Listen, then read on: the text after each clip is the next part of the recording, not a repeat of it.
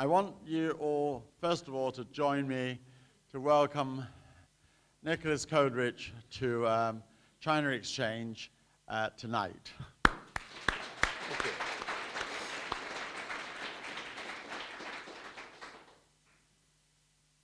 I'm not going to spend my time introducing Nicholas because he is very eminent.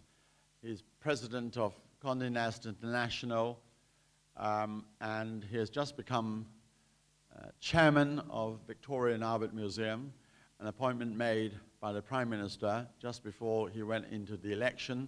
Just as well Labour didn't get in, or else that would have been the shortest lived appointment at the museum in his entire history.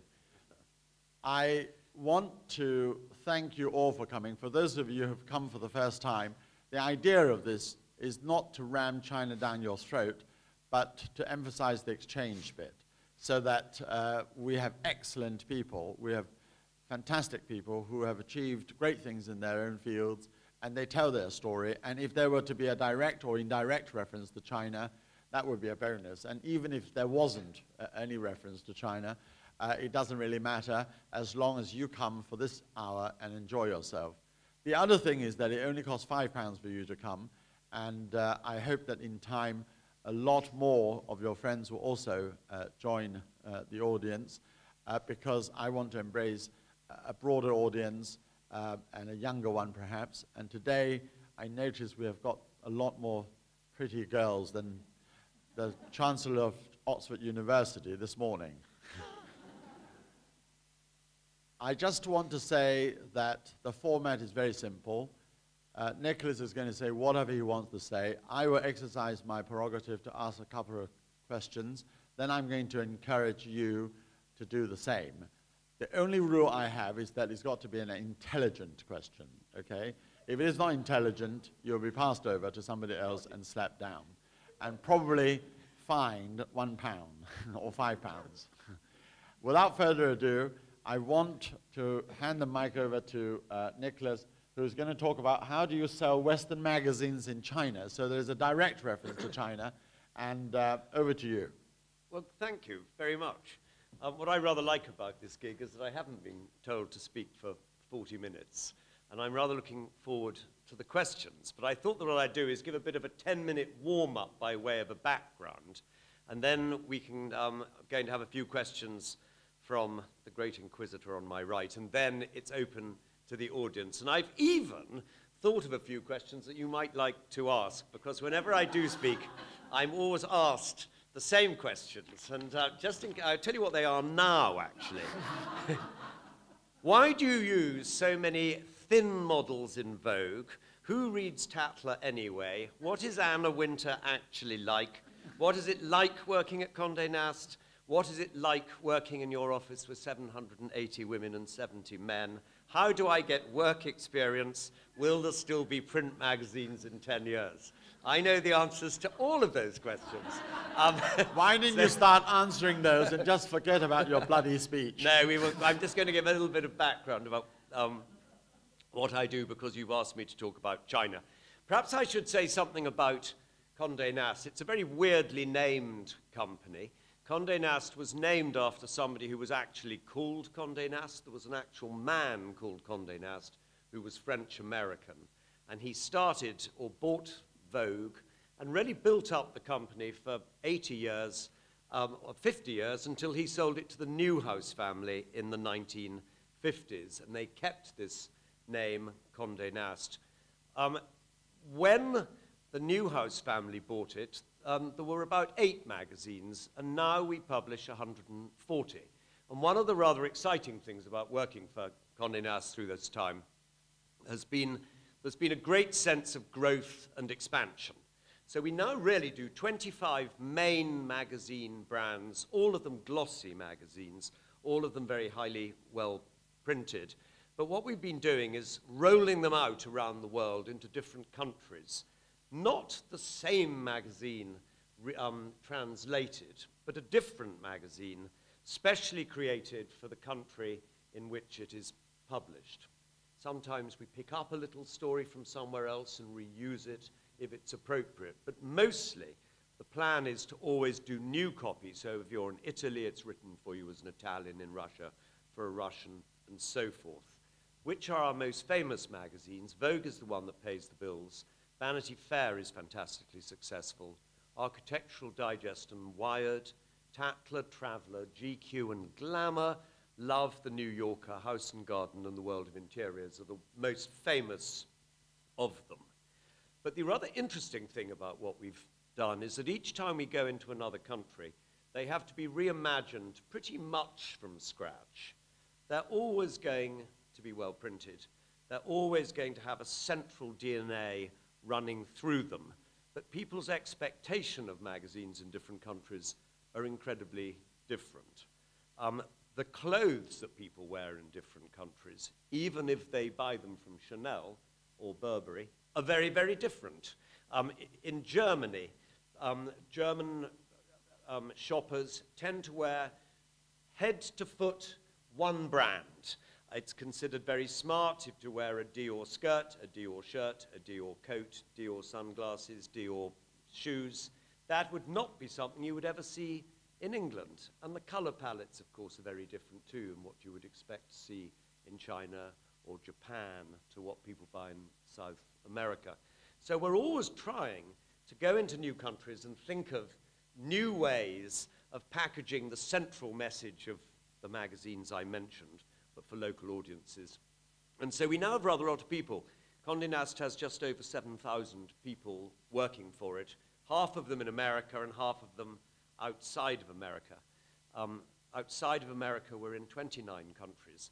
That rather suggests to me that the people working outside of America work harder than the ones in America, since they do 20 magazines and we do 129 of them with the same numbers. But luckily, no one from the American company is here, so I can say that out loud. China. For years, for decades, we would never have been allowed in China. Never would have been able to launch a Vogue China. And I think to the founders of our company, the idea that China and Russia were destined to become two of our most profitable markets would be frankly astounding. But in 2000, the year 2000, we suddenly realized that we could come into China. And this has been a very, very exciting moment for Conde Nast because it's become a huge business for us with 500 people there. Started completely from scratch, and now we're doing 8 or 9 magazines there, and it's really filled in those parts of the world that we didn't have, and has also completely coincided with the time when the great fashion brands of the world also wanted to be in China. And let no one underestimate how huge the Chinese market is if you're Burberry or if you're Dolce & Gabbana or any of those companies. In England, how many Burberry shops are there? 5. In China, how many are there? 143. This says to you the importance that Burberry place on China, and to our great benefit, why they have to take our very expensive advertising pages in our magazines.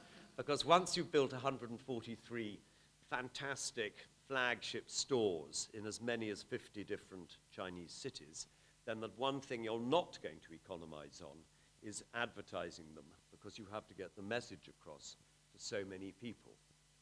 When people say how many people read Vogue in China, they're always rather surprised that it's only 1,300,000 for a country where there's 1.4 billion people living. As a percentage, it's actually extraordinarily small.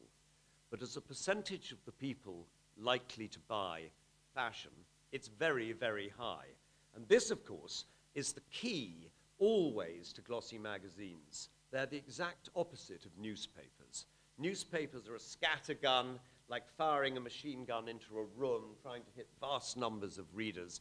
With magazines, there's no wastage, because nobody buys a magazine and pays good money and pays £5 for it, unless they're basically interested in the subject matter of it. And that's really the secret of the prosperity of glossy magazines like Vogue and Vanity Fair and others, also our competitors like Bazaar and Elle. Because if you are a shop, if you have a brand, you really want your ads to be seen by exactly the group who would be most liable to read them. So we went into China.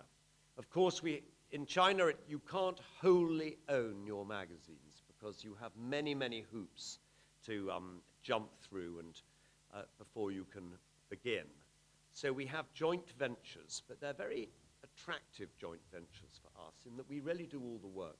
And our joint venture partners are almost sleeping partners, I think it would be fair to say, though preferably not to be put on the internet in case they ever see it, he says, suddenly nervously looking at the camera at the end. So we started Vogue, and then we did GQ and Traveller and Architectural Digest and others. And when we started, I think we thought, in our ignorance, that Beijing and Shanghai were going to be overwhelmingly important to us in the way that in India, Mumbai and Delhi are tremendously important. 70% of all our copies in India of Indian Vogue are sold in those two cities. In China, this has proved not to be the case. Of course, Beijing and Shanghai are first, but then there's the 40 second-tier cities, all of whom now have become very important markets, and all of which have their Pradas and their Chaumets and their Cartiers, many of them in cities of which one has barely heard, but are twice the size of London. The great surprise, perhaps not to David, but to us coming in, is the number of enormous cities in China, twice the size of London, 8 times the size of Birmingham, of which one hardly knows anything, because they're not famous cities, but they've grown at such a pace that they've become tremendously important. China is a country where everyone is moving to the cities. In 1990, only 26% of Chinese people lived in the big cities. Now it's 52%, and by 2020, I think there's general agreement it will be above 60%. So you have this emptying of the country and this massive growth of the cities. This is good for magazines because distribution is always vital to us. We need to be able to get copies of our magazines to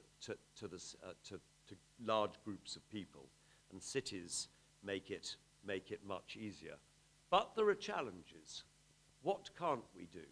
It's not like publishing here. We are very wary of anything political in our magazines in China. We simply don't go there.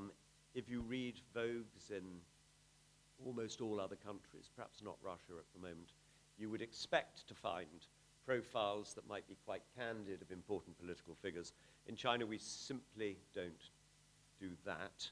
One has to be very careful on questions of taste. There are censors.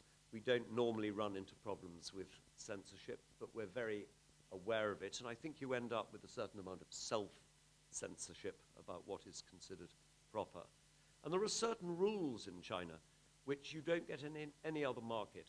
For example, there's a quota. Somebody is counting in any new issue of a magazine the number of faces in it and which ones are Western and which ones are Chinese. There's a government department that does it. And if they think it becomes too Western in its look, you're asked if this is pointed out to you as a slight criticism. And so, of course, we take great care. This isn't actually a very difficult thing, because the interesting thing is the emergence now, at last, of very interesting Chinese designers who are starting to have reputations in their own right, and people are wanting to buy from. This wasn't the case even 10 years ago.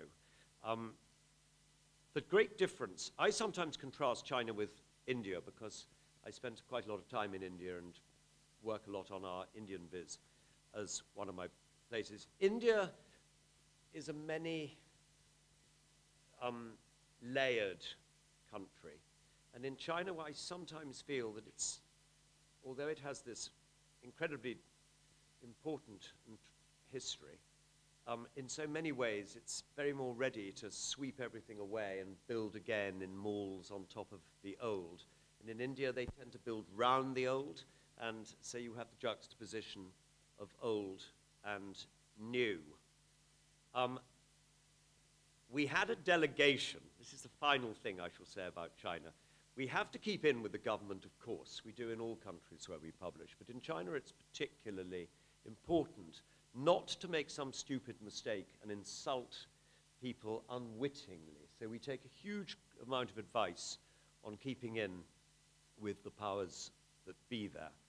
And one of the things that we do that they like is that they send over delegations of Chinese journalists and editors because they're trying to improve the standard of journalism in China. And they love sending delegations of people to London to spend a few days in our offices or to New York to spend time in the offices. And when they do, we always make sure we look after them well and give a big lunch. And there's always the moment when there's the questions through interpreters. And I invited all the British editors to a lunch. And with them were 15 Chinese editors and the interpreters. And we got to the question moment. And the interpreter, there was a lot of, and the interpreter said, "What?" I probably got the pronunciation very slightly off there.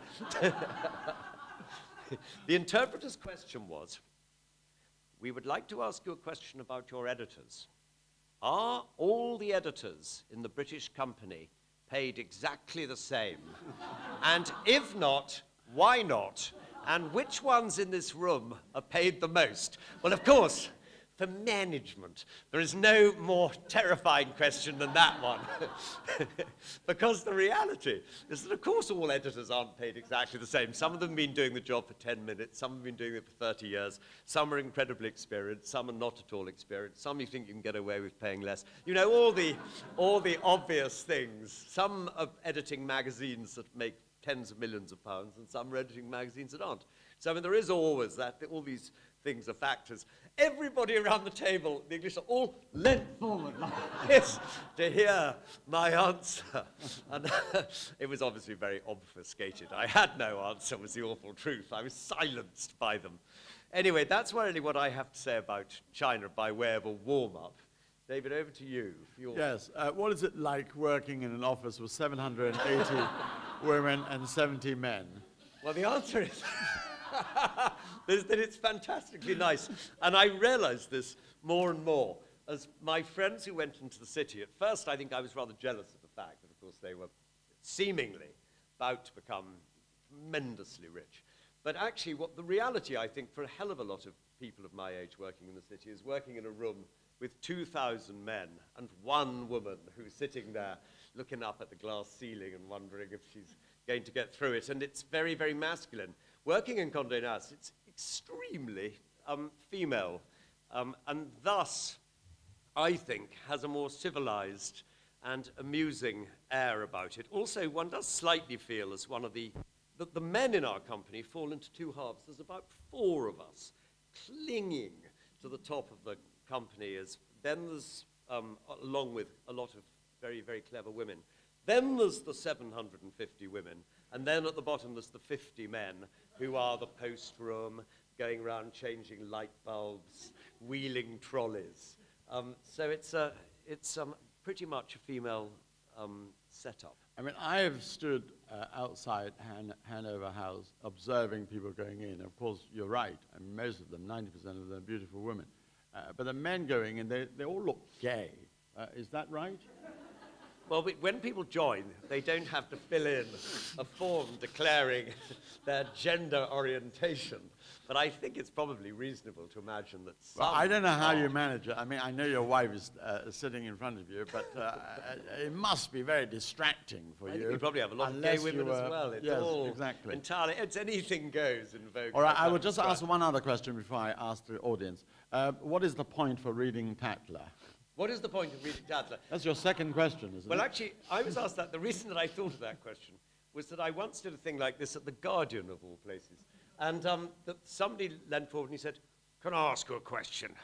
What precisely is the point of Tatler?" And obviously, and everyone was nodding. And I could see that it was going to be very difficult to describe its journalistic qualities to this particular group.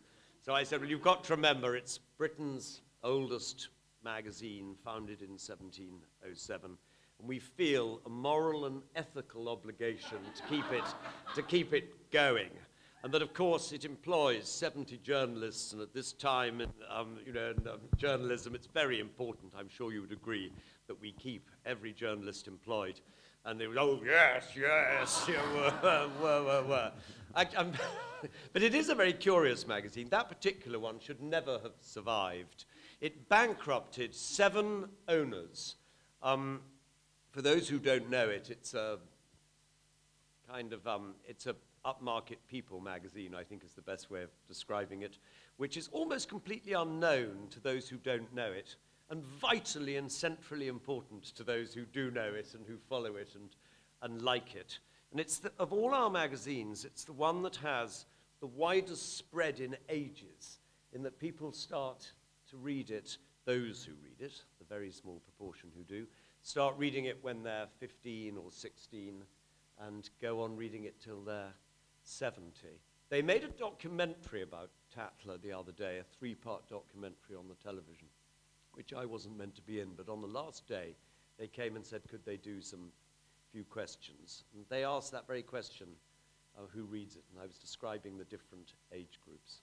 And I said, if you went into any English girls' school, boarding school, and there would be 2 or 3 15-year-olds sitting on a bed reading Tatler, and they would be looking at the bystander, i.e. the party pages, and one would be saying to the other, oh my God, we know him, we actually know him. And in the documentary, they later filmed at a girls' school that I think is called Westernburg, and they filmed 2 girls, and they were sitting on a bed in a dormitory, and one said to the other, he's been to our house. He's actually been to our house. And I think it's frankly a timeless human need to be part of something bigger than yourself that particularly hits people age 15, I think, that they feel the need to know people. All right, well, I don't think there are any 15-year-old here, but let's have a question. All right, Karen over there, can you just take the microphone? Oh. The Tatler series in Asia is nothing to do with Conde Nast, though, is it? I don't think. Why not? I'll tell you exactly why. Tatler was bought by Conde Nast in 1984, but prior to being bought, one of the many villains who owned it and who were bankrupted by it, in order to try and hang on to it, sold the right to publish in the Far East in 5 different places. We thought, and have often thought about buying them back, but there are quite a lot of complications that would be libelous to go into, so we haven't. So we just have to grin and bear the fact that there are these 4 or 5 editions publishing. All right, Carol, and then... Oh, sorry. Nick, this is a rather broader media question than thin models, Anna Wintour, or indeed your Chinese counterparts wanting to know why editors are not paid the same. But given how useless the opinion polls were in the last general election here in the UK, do you think national newspapers should stop forking out shed loads of money to buy them and find another way to gauge public opinion in the run-up to polling day? Well, I think that is, I think, a question that's being asked within every newspaper at the moment. The reality is that all the national newspapers tie up with a different polling company, and they pay a tremendous amount of money because it's being repolled every 3 days and more frequently than that as it gets closer to the election. And the Telegraph, the Times, the Mail, they would all be paying over £500,000 for these polls.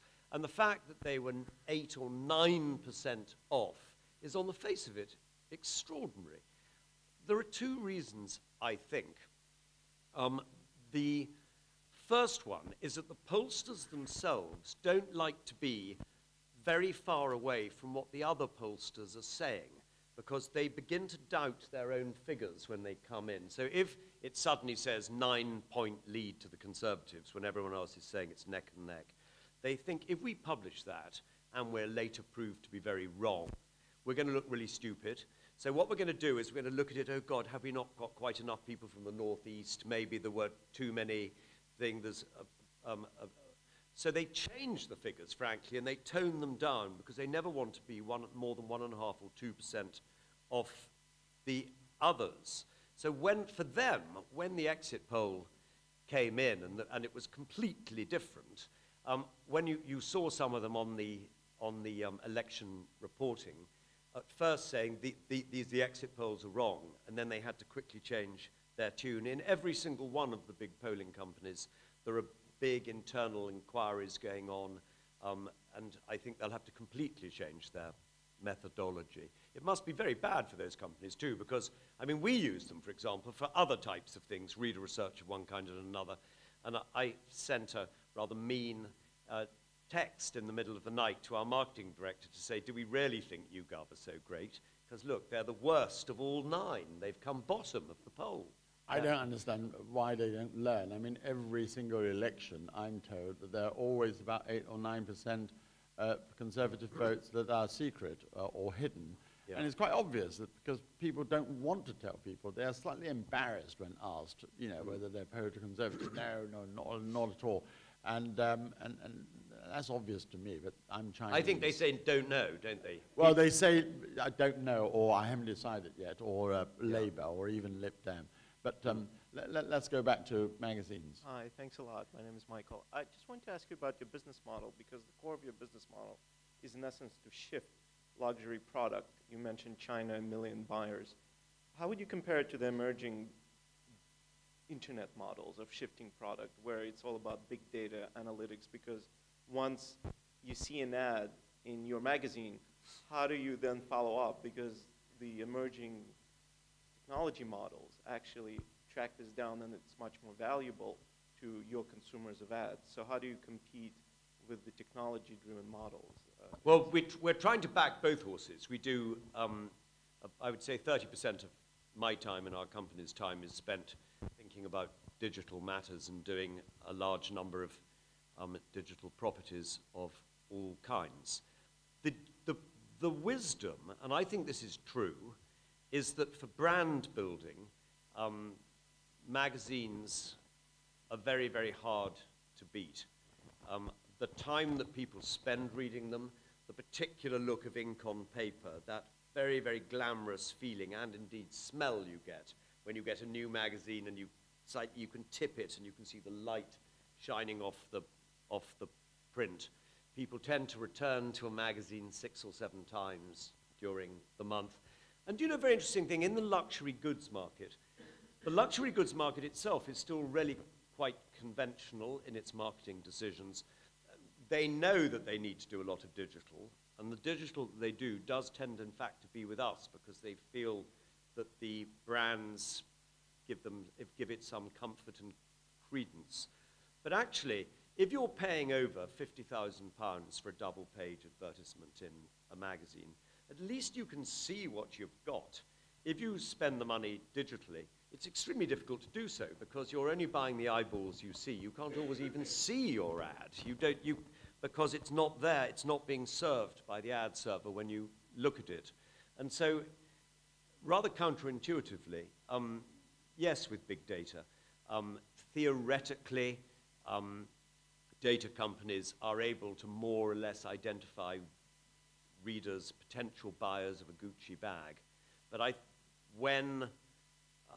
don't think Gucci would quite dare come out with a new product and only aim it at this group of people that may or may not be readers. A very good thing happened actually for us, magazine-wise, which was that a very famous, one of the big fragrances from one of the most digitally advanced of the luxury houses, a British one, decided to launch it only on the internet, and it didn't enter the top 15 fragrances, where their previous launch had come in at number 2, and they'd cut out print completely. And I think that was rather a shock to them because they realized they needed both. But anyway, we're backing both horses at Conde Nast. Right, at the back there, and then the lady. Thank you. You mentioned the extent to which you have to exercise self-censorship. When I first went to China exactly 10 years ago this month, and I was a very pampered guest of your illustrious host there on your right, I picked up a copy of Time Out magazine, and I was very surprised by what seemed to me the rather liberal content of the magazines. I just wondered, apart from politics and what you described as taste, what other subjects do you have to exercise self-censorship on? We're okay on almost everything else, actually.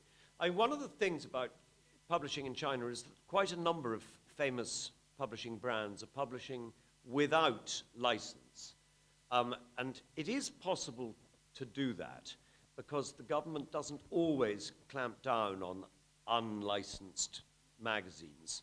But you're very, very vulnerable if you don't have the ISBN number that you have to apply. Because if you do something wrong, you can be asked to leave immediately, and you have no recourse of any kind whatever. I think that, you know, Vogue would probably not be writing a lot of political things anyway, nor would Self, nor would Traveller, nor would AD. GQ our men's magazine tends to write probably 2 political articles a month, but in China it would be something very soft. Why pick a fight, I think is our thinking. We feel we're rather guests in the country. We're one of the first of the big Western publishers to be in there officially. So we have other fish to fry. I mean, it pays. You mean it pays to be oleaginous? No, I didn't say that. That was your interpretation. Well, that's the implication.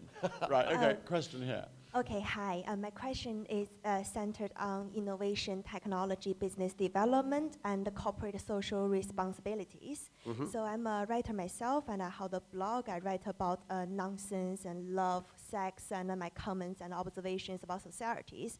And I'm sure, like, there's so many young aspiring writers like me, like, really want to publish my piece in Vogue or Tatler or Vanity Fair.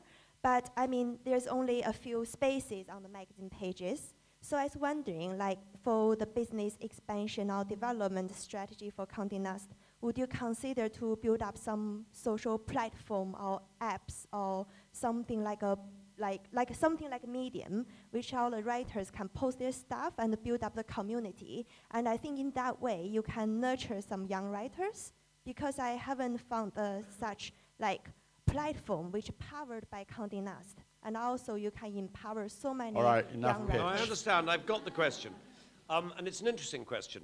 I mean, I think people sometimes say, "Would you recommend to one of your children to go into journalism?" And I don't know that it's a very easy question, because in some ways it's way more difficult now to get in, because the newspapers are thinner, the budgets are smaller, it's less easy in many respects. But the proliferation of websites gives opportunities for people to write that they never had before.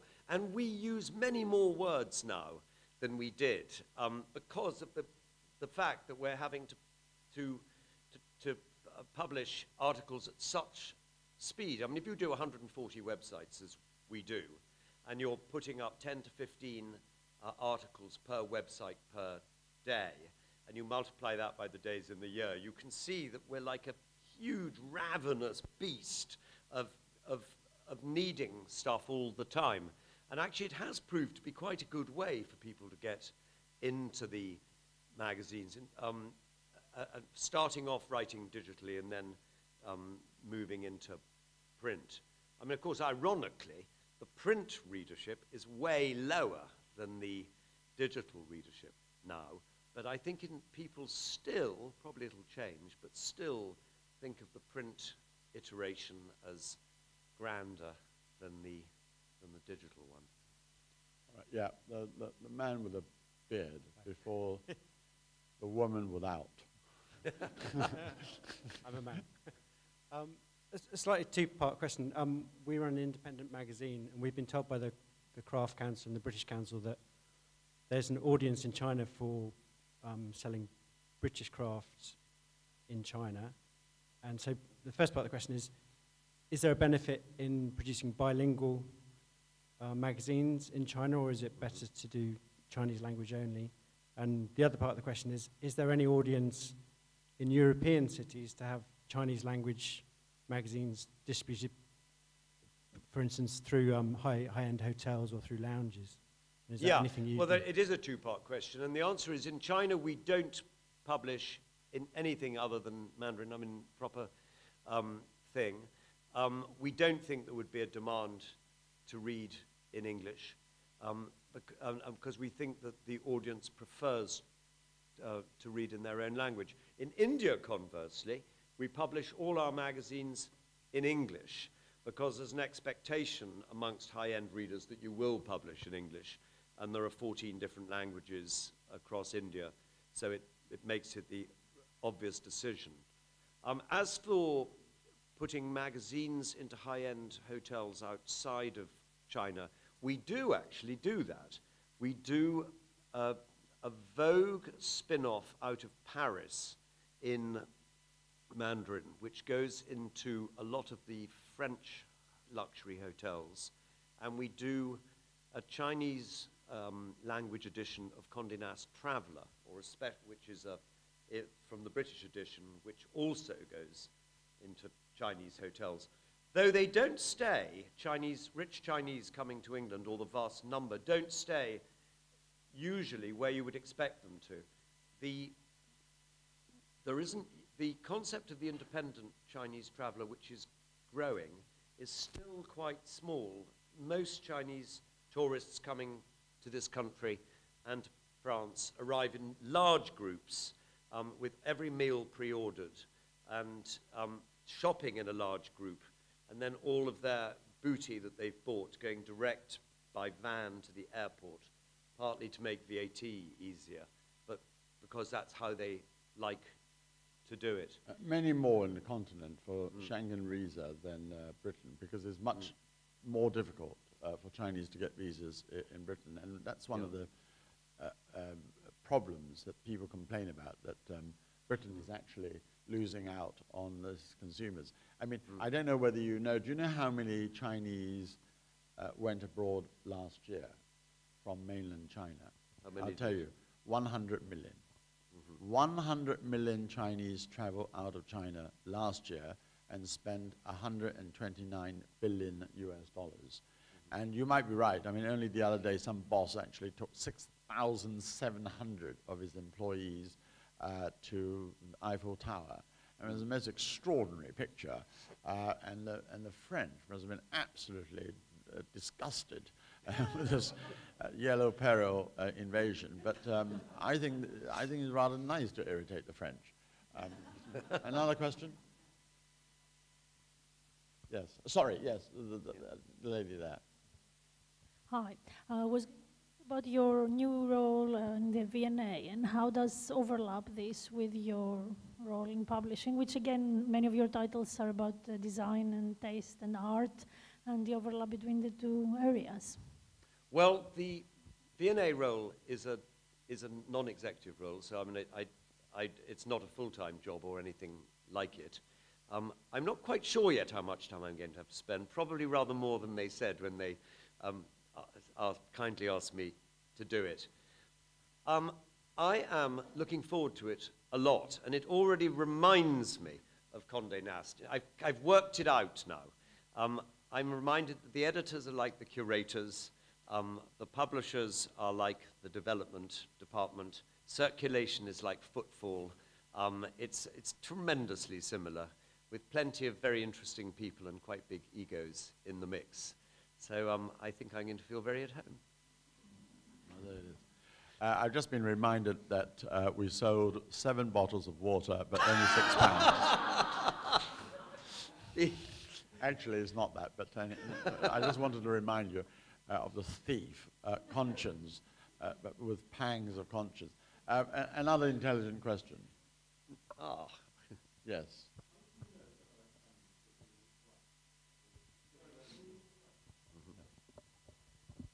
In Germany, you say they dress differently, but you can aim off from what you know and understand. When you go to China and you employ editors and stylists and things, you presumably have no idea if they're doing it right. How long does it take you to find out when they're not?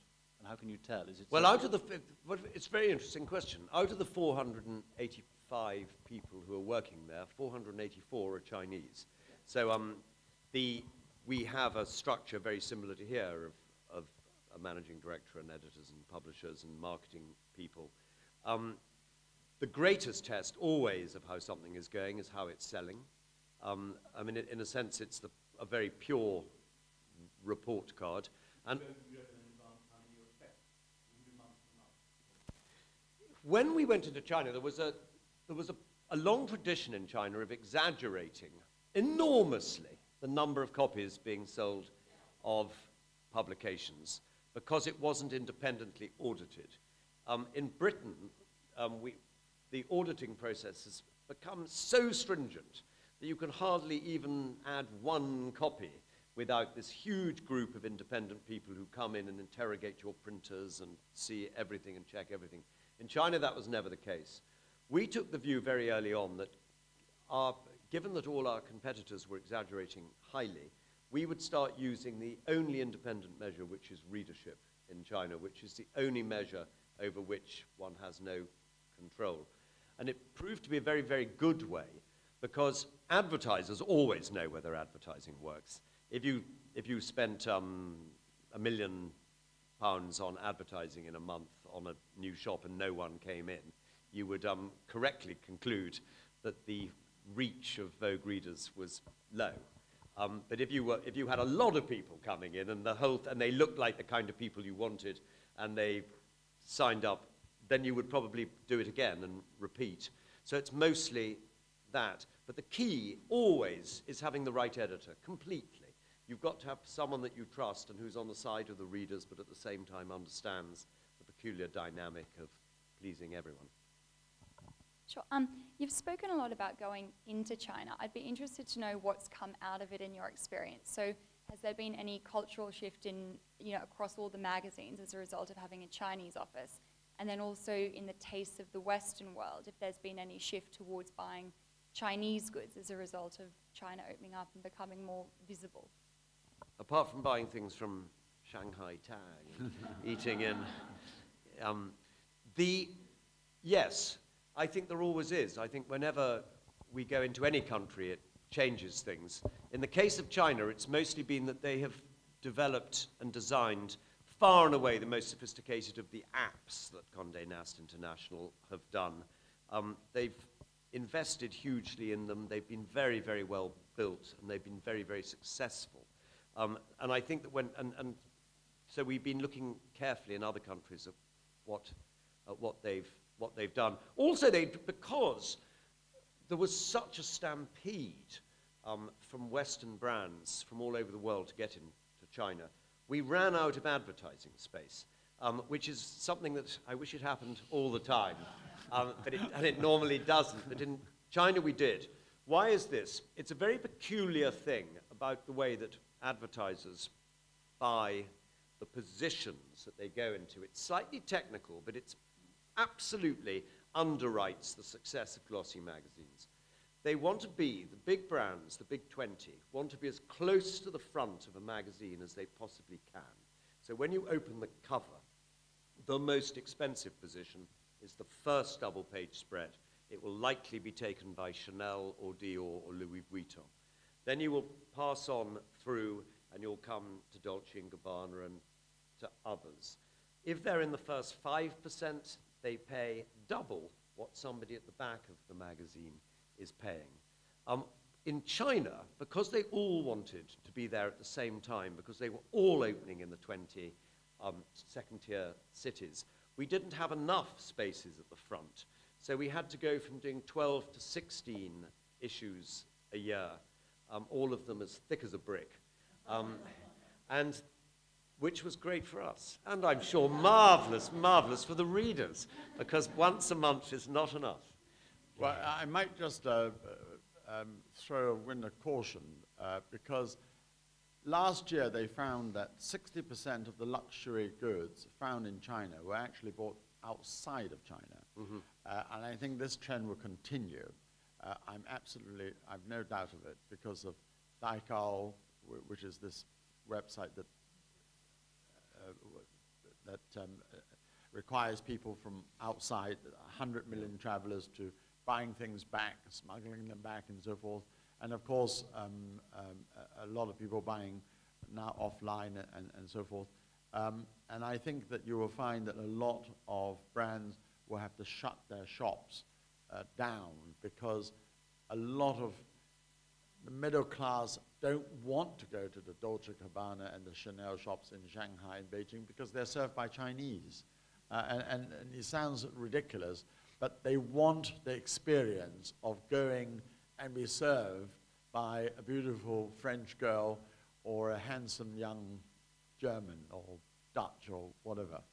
But you know, that phenomenon of people wanting to shop outside of China is not only true in China, the same in Russia and the same in India. And it goes back to, sometimes for reasons of privacy, people feel very uneasy spending a lot of money in Russia, in India, especially at the moment. They would prefer to come out and to shop in Paris or in London. In India, it often goes back to the days when people were not meant to have so much money in India, and so a lot had kept money outside of India. With the Russians, I think at the moment it's not considered quite so easy or to be spending an awful lot when there are sanctions on. And so, but you still need to advertise there, because otherwise, how does anybody know the value of a Van Cleef & Arpels brand if they've never heard of it? They've got to have somewhere to go to when they go abroad. We Chinese can't even pronounce Van Cleef, but there it is. Hi. Just on a personal level, what has helped you kind of get to where you are? Like, has it been what kind of attributes? Mrs. Coleridge. Dead man's shoes. Well, I had rather an odd career, actually, because I started as a writing journalist, writing articles for magazines, and I worked for the Evening Standard for a while. And then I edited a magazine which we don't publish, these days called Harper's Bazaar. It was called Harper's and Queen. And I thought that I would stay there forever. But then I got an opportunity to work for the dark empire, as it seemed to be, of Conde Nast. And so I went over and had an editorial job there. And then bit by bit, I was asked if I would take over business and then other things. So my day pretty much falls into two halves, I would say, of doing things that are to do with business and advertising, and doing things that are to do with covers and editorial and talking to editors. But how do you find time to write all the novels that you have written? Saturday and Sunday morning. All right, well, there it is. For that. Yeah, okay. Hey there. There are quite a few students here, actually, from the Conde Nast College just down the street, so hello. Just wanted to say we're here. Stop greasing up. Thank you for supporting us. Yeah, absolutely. So I'm curious about the difference between the ethos of Harper's Bazaar and Conde Nast, since you have first-hand experience between the two companies. Between Hearst and Conde Nast, who own Harper's Bazaar? Exactly. Or the top well, ones. let me try and... It's changed a lot in the last 20 years. They used to be head-to-head rivals, Hearst and Conde Nast, and to some extent they still are around the world. But during the last 25 years, all the launches that Conde Nast did, the new magazines they brought out, tended to be at the luxury end of the market. So in the 25 years that I've worked there, we launched GQ, we launched Traveller, we launched Love, we launched... what else have we launched? Dozens. I've gone quite blank. But ours have all been at the upper end of the market, Architectural Digest in 9 or 10 countries, all the Vogues. And Hearst pretty much just took a view that they wanted to have a larger footprint in the middle and mass market. So the overlap of the Venn diagram now really is only Harper's Bazaar and Esquire. You arguably could possibly make a case that Country Living is vaguely upmarket, though I don't think it would be a very compelling case. It would, and then you've got Conde Nast on that side and Hearst on the other. To work at them, the main difference between the two, I think, is that it's extremely easy to hire somebody from Hearst to come and work at Conde Nast, and not at all easy to hire somebody out of Conde Nast to work for Hearst. How do you know that? I do know, because we're left with the same old people. All right, another question from... Vogue Entertaining, which I think is very successful in Australia, Vogue Entertaining. Is there? It might be, but do you know there's a very interesting thing that I should have said about publishing in China. Although it's theoretically a free market in China now, actually it's not. They have a view. They don't really like too much choice. In fact, in that respect, they might be a bit like people living in England, because one of the complaints people always make are, there's too many magazines, how do people choose what to read, blah, blah, blah. It's what people say. In China, when we only just got in time with Vogue, in that there was already an L there, and there was one other, I can't now remember what it was, might even have been Bazaar, that were done as a joint venture. We then managed to come in with Vogue. Now, if you wanted to start another fashion magazine, they would say, no, we don't need any more. You already have 3. Why would anyone need more than 3? Same in men's market, same in decoration market. So it would be quite difficult to launch a food magazine now, because there are quite a few food magazines in China. So that would be a hitch. All right, yes. Yeah. All right. The blonde and then the black hair.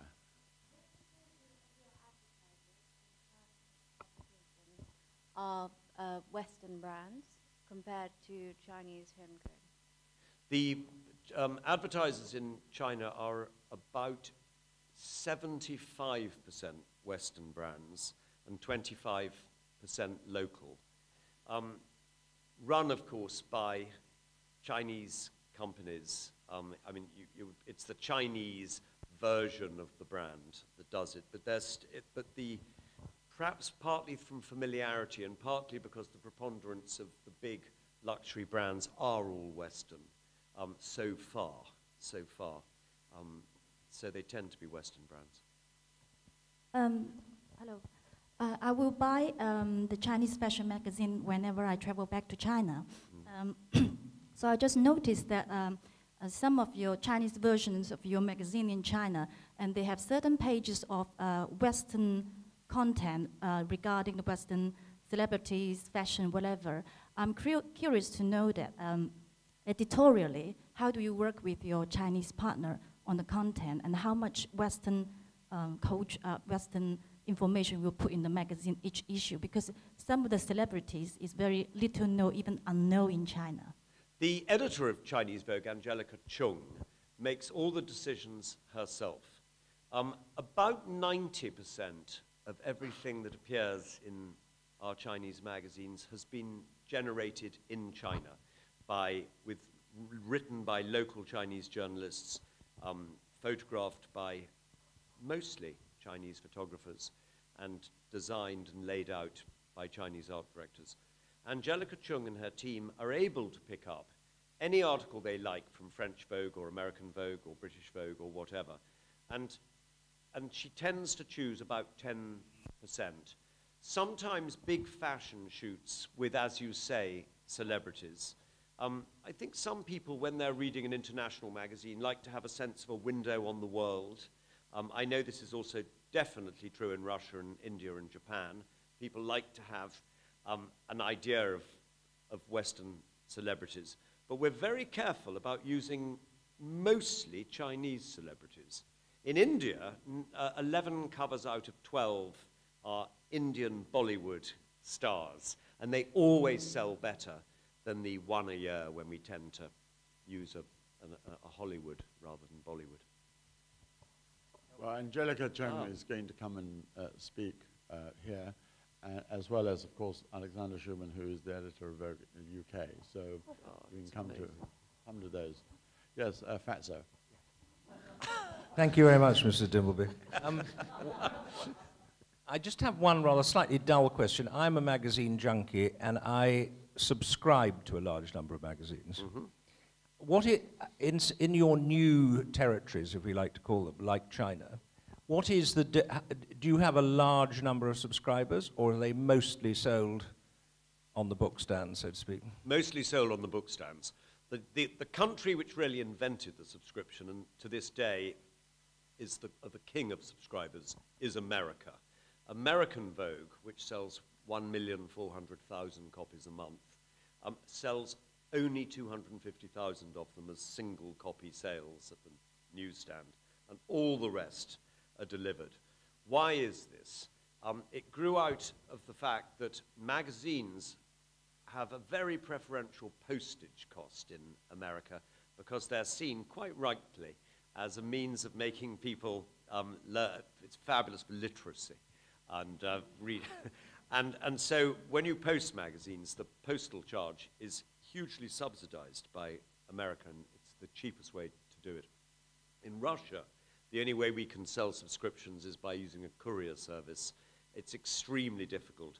They get stolen if they get pushed through a door into a block of flats. In India, we do have subscribers, and they're delivered, hand-delivered by people, a whole network of them in the two main four cities.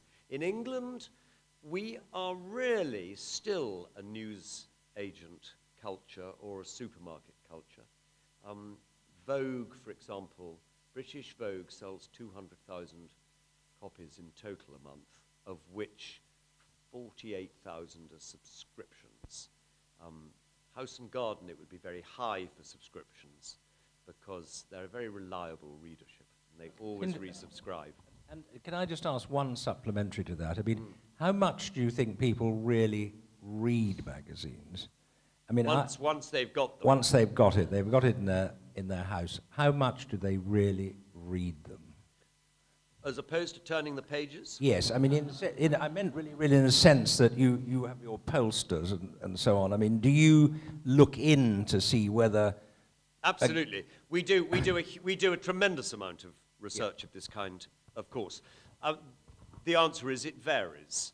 The Economist is a very good example of this, that the reason that there's a tremendous churn of readers of The Economist is that there are a lot of people on this planet who love the idea of being an Economist reader, and they sign up, and it keeps on coming week after week, and at first they open the plastic bag and they're reading it very, very keenly, and as the 50 issues 48 to 51 arrive, and time is poor, you suddenly see there's a bit of a pile of them. I don't think many people would subscribe to Vogue or to Traveller or something and not take it out of the envelope, because I think people do that. The average reader spends something like 4 hours on it, which is a long time, really. It's like twice the length of a typical movie, and it's a lot. 4 hours on a magazine? Yeah. On a magazine? On a magazine. Which magazine? 4 hours? Yes, that is. I think there's something wrong with their posters. I mean, I don't believe that. All right, well, we're coming to the end, so we have a last question from this gentleman who I know is an architect because he's been to almost every single one of these talks. Thanks for the introduction. Hi there. I'm Aaron, I'm an architect. My question leads on from our magazine junkie. Yeah. It's a better way to describe the gentleman. But I would like to find out whether, it's quite an intrusive question really, about whether your revenue from Conde Nast comes principally from subscriptions or through advertisers, and how does that change globally, whether now in China, as they're eager to advertise, does your proportion in China outweigh the subscription income? I don't think I can tell you what the split is within Conde Nast Britain. It's 68% of our income comes from advertising, from the magazines, and the rest comes from the revenue that we get from circulation, be it subscriptions or newsstand, our share of newsstand combined. But we also get a percentage of revenue from the events and things that we do, which is a growing part of the company. If we were a mass market company, like Bauer or Berder or Axel Springer or any of those type, then it swings completely the other way, and the majority of the revenue comes from circulation and very little of it from advertising, because they don't get much advertising. So it's the other way round. To return to where I began, when Conde Nast started the company 100 years ago, his mission, he used to say, and it's in American, was that he wanted class, not mass, and that he had this vision of moving a moving a magnet across the states of America, and with his publication, drawing the rich of America towards the magnet of his publication, and being able to deliver this group to the advertising community so that they could exactly imagine the kind of people. Of course, the reality is it's much more complicated, because if you take Vogue, you've got people of all different ages, starting from perhaps 18, 19-year-old. We have a very big arts student and art school following. Then you have a lot of what might be termed ladies who lunch. Then you have fashion professionals. Then you've got people who just like it because it's a good magazine to read and has a attractively classless view of the world. And so you get all these different themes, and the clever editor has to keep all those different groups entertained and engaged. Well, I'm afraid the hour is up, and I want to thank you all for coming, but in particular, will you again join me in thanking Nicholas Coleridge for giving us his valuable time and very revealing answers to this empire which he runs. And I know that all of you are touched by his magazines, so from now on, rush out and buy one and spend 4 hours on each. Each. And by the way, I've got another note saying that there are 6 bottles of water and 1 missing. Nicholas Coleridge. Thanks. Thank you very much.